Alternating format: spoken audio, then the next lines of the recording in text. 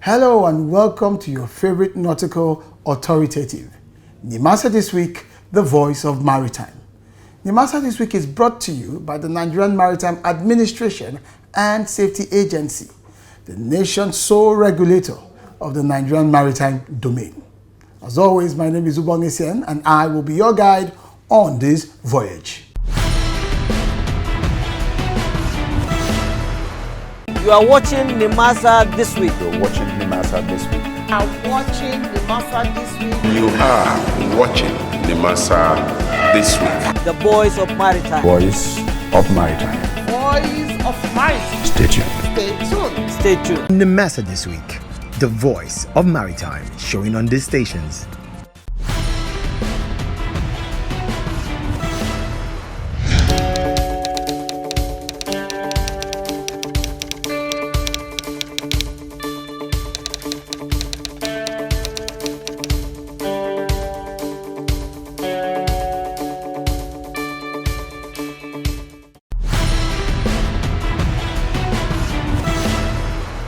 Welcome back. It's still Nimasa This Week, the voice of maritime. As always, we've got a lot lined up for you. Typically, we begin with our DG's diary. What has Dr. Bashir Jamoh, Director General of Nimasa, been up to this week? Well, you'll find out, aside from our other regulars that you've come to know the program with. So, if you're ready, it's anchors away. Introducing the Nimasa Distress Response Call Lines for all maritime stakeholders, ship owners, seafarers, ship captains. Whatever your challenge or distress in the Nigerian maritime domain, please call 0803 0685 167, 0708 0005 956, 0700 0700 010. If you can't reach us on these lines, please call 0700 0700 020, 0700 0700 030. Also via VHF Radio Channel 16. Call and Nimasa will respond.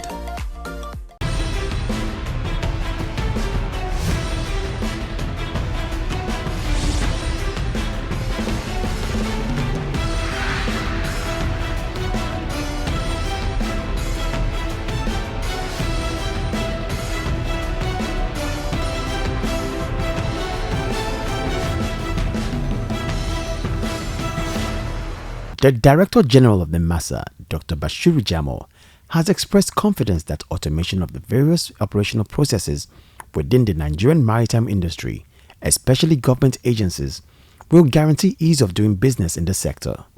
Speaking during his intervention at the ongoing annual ministerial retreat in Lagos, the DG was emphatic that with the current synergies amongst government agencies and industry stakeholders, the shipping industry, despite the challenge of COVID-19, is poised for growth. He noted that the expected improvement in operational efficiency through process automation would result in the ease of doing business in the sector.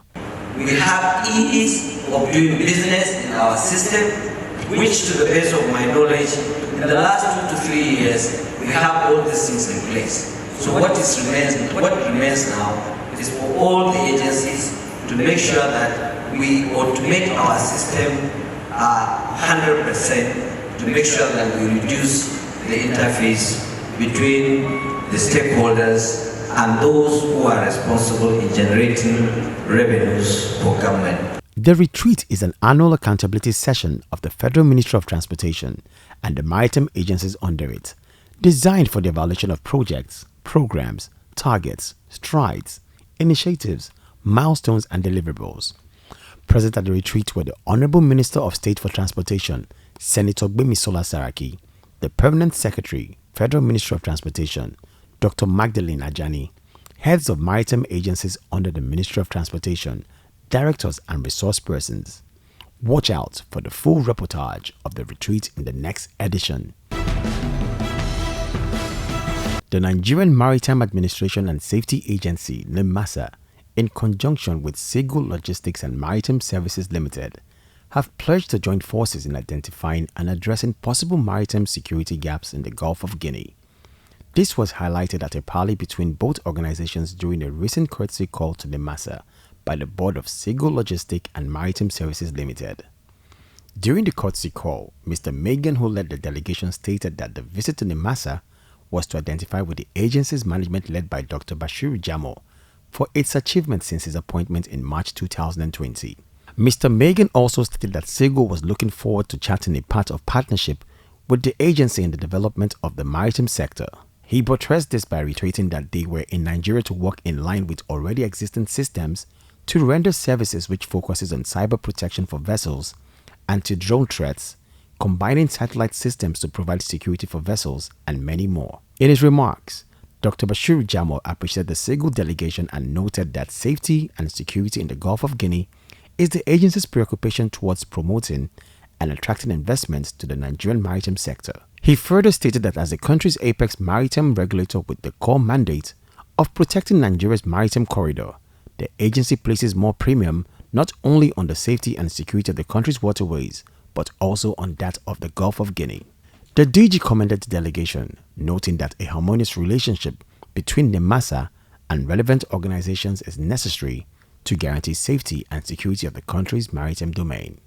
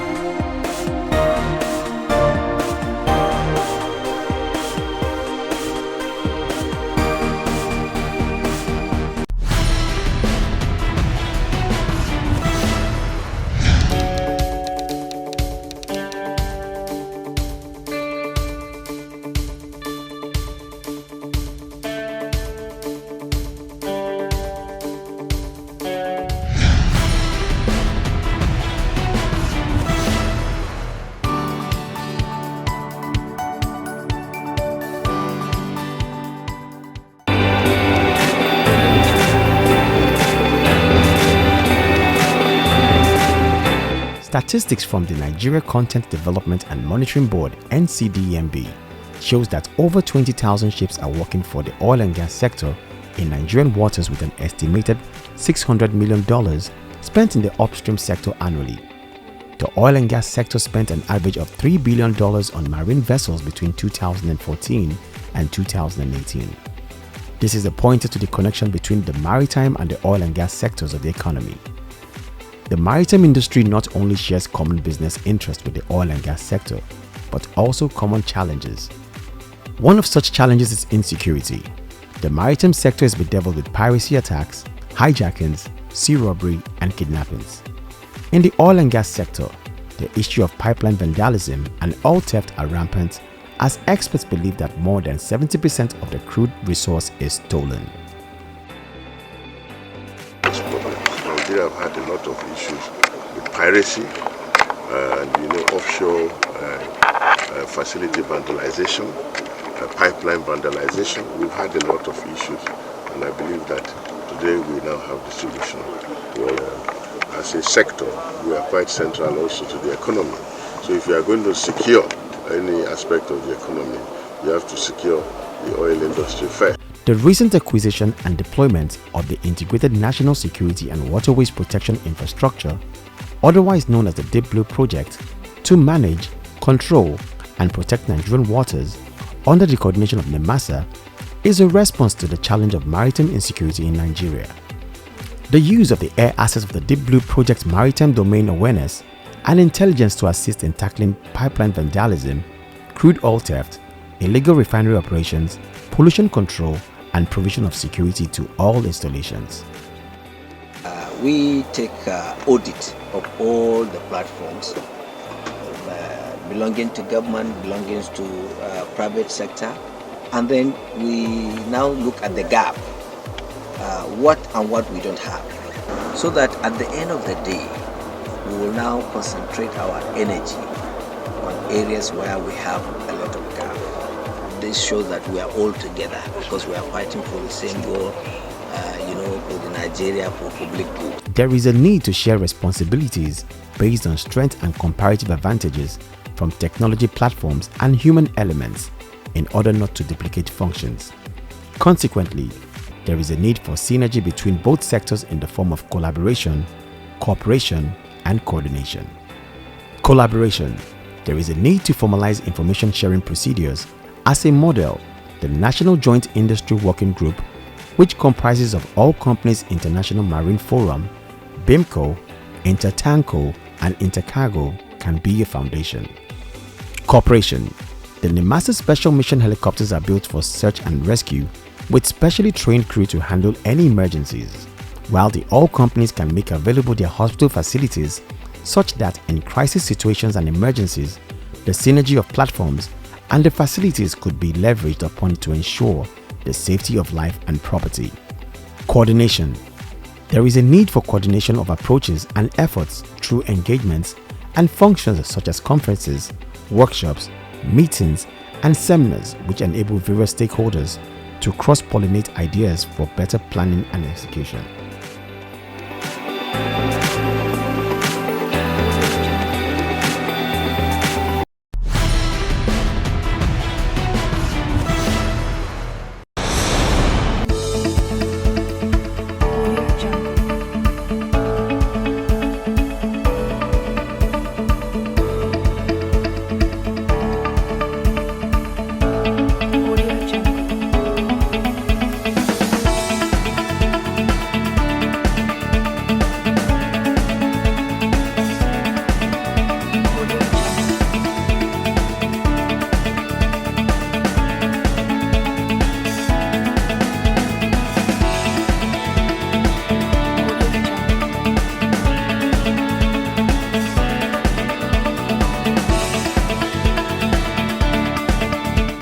Really in a terrible situation with regards to the banditry and all the insurgencies. So our people need to go back to work, have something, to earn a living and make sure that they have something to eat.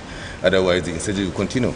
So with this kind of empowerment, we're going to give, certainly a lot of people will have something to do and they can, as is rightly said, but they employ more people. With the next batch coming, I think we're going to empower more till certainly we're going to make sure that it goes around.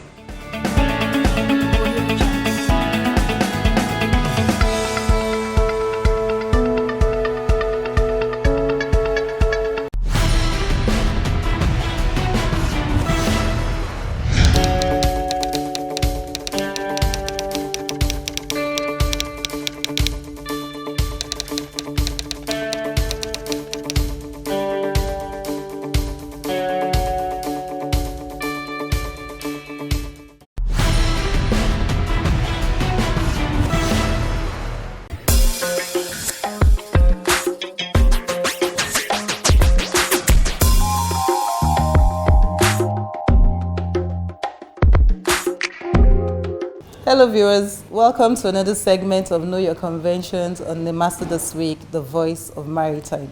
I am Olabisi George, and in our previous editions we have been speaking about the International Convention for the Safety of Life at Sea, also known as SOLAS. And we had said that the SOLAS Convention regulates different aspects of the shipping industry.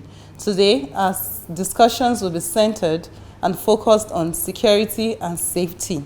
To have that conversation with me today is Dr. Etang Asuko, Assistant Director, Engineering and Surveys. You're welcome to the segment, sir. Thank you very much. And also Captain Eli Green Igbogi, Assistant Director, ISPS. You're welcome to the segment, sir. Thank you, it's my pleasure. You're welcome For having me. Dr. Etang, what is the ISM all about? What's the ISM code and what is the aim and objective of this code? ISM actually is International Safety Management System Code, which is amendment from SOLAS, Chapter 9. The ISM code came up as a result of IMO Resolution A74118 in 1993. The ISM code came into force in 1st July 1998. Actually, the objectives of the code is to provide international standard for safe management of ship operations and protections of the marine environment. So that's why it's popularly called International Safety Management, ISM code. ISM. Captain Green, can you just please tell us what is the ISPS code all about? What's the aim of the ISPS code? What does it intend to achieve? The ISPS means the International Ship and Port Security. The code itself came out as part of SOLAS Chapter 11.2 with some annexes. And it came as a result of related maritime security incidents. One of which is the bombing of the USS Cole that was in port in Yemen. Terrorists put a lot of explosives on a boat, and they rammed that boat by the port stern of the vessel. That led to some American seamen being killed, some of them injured, and 6 were declared missing. And after that, we had the incident with the bombing of the World Trade Center and Pentagon in September 11, where aeroplanes were rammed into the buildings. This cumulated to the General Assembly meeting in December 2002. What General Assembly, sir? The IMO General Assembly met to take a decision on the establishment of the ISPS code. And the objective of the code itself is to create a framework for the contracting government, which is Nimasa in this case, government agencies, local administrators, ships, and port facility to dictate and put measures to prevent maritime threats to ship engaged in international trade. Thank you, sir. So, in essence, the code was established to check a series of terrorist attacks that happened in time past to prevent the occurrence of such. That's correct. Okay. Dr. Etang, you had initially told us that the ISM code regulates the safe operation of the ships and interactions on board the vessel. What are the obligations of companies and ships in ensuring safe operation of their vessels as it relates to the ISM code? Based on the objectives of the ISM code, as earlier mentioned, that it provides international standard for safe operations and management of ships, as well as protections of marine environment. The obligations of every ship owner is to ensure that framework is being provided in forms of policies, procedures, and instructions which will be developed into a manual to guide the ship in all operations, following the elements that is being provided by the ISM code. For the ships, the owners provide what we call the Safety Management Manual, which is being approved either by the flag administration or by the recognized organization being delegated by the flag state to act on its behalf. Having been approved, the ship is to comply with the minimum requirements set by the company in every aspect of its operations, including training, exercises, and drills that could help to prevent any incident in a vessel. The ship owner must submit to the Maritime Administration, Nimasa in this case, a safety manual. Yes. And the contents of this safety manual is usually on training, centered on training. The content of the safety manual must comply with the elements of the ISPS Code, and which one is training. Okay. Okay. One is designated persons, which is required for the company to assign a designated person that will act as a link between the ship and the company in terms of So these safety. are elements of the safety manual. Yes. Thank you very much, One of the Dr. elements, Etan. yeah.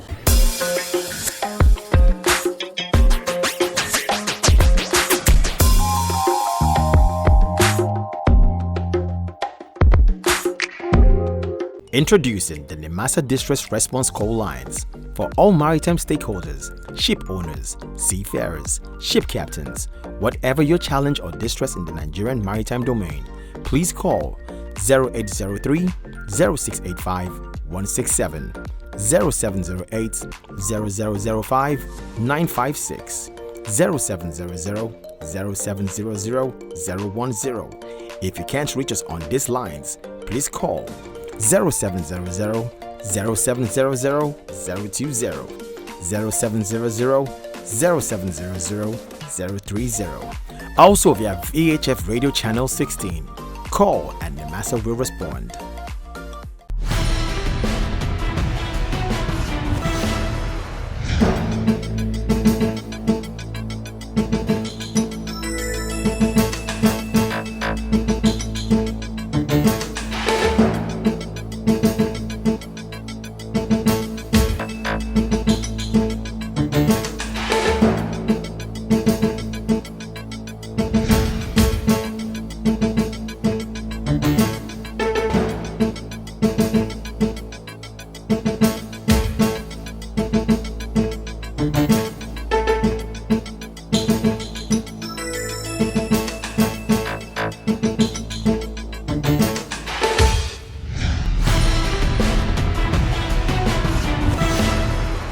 Welcome back. It's still Nimasa this week, the voice of maritime. So let's continue this conversation with the DG of Nimasa across all of his various social media handles on Instagram, Facebook, and LinkedIn, where you can get to read some of the DG's recent articles under his column, The Maritime Mandate. Remember, you can also follow the Nimasa official handles as currently displayed on your screen. Then for business people, players, stakeholders, and those who are interested in participating in the maritime domain in Nigeria.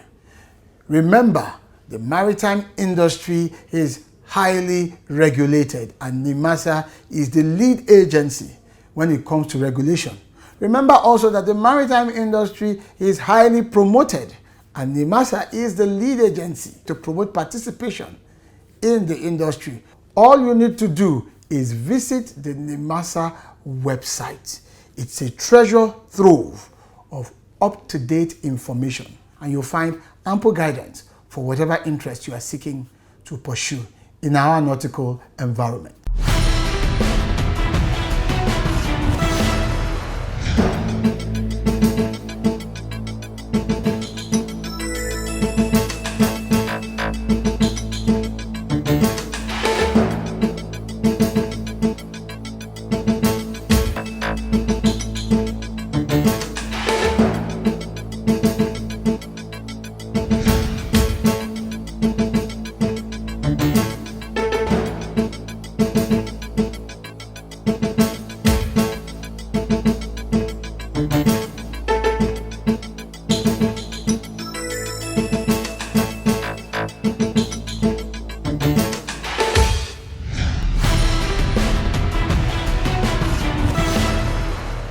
Thank you for watching today's episode of Nimasa This Week, the voice of maritime. We hope that you have found the program educative and that you now understand how indeed blessed we are as a coastal nation. So, let me leave you with this 3-piece advice from, guess who? A sea turtle. 1. Swim with the current. 2. Be a good navigator. And 3. Stay calm under pressure. My name remains Ubong Essien. See you next time. Stay on course. Bye-bye.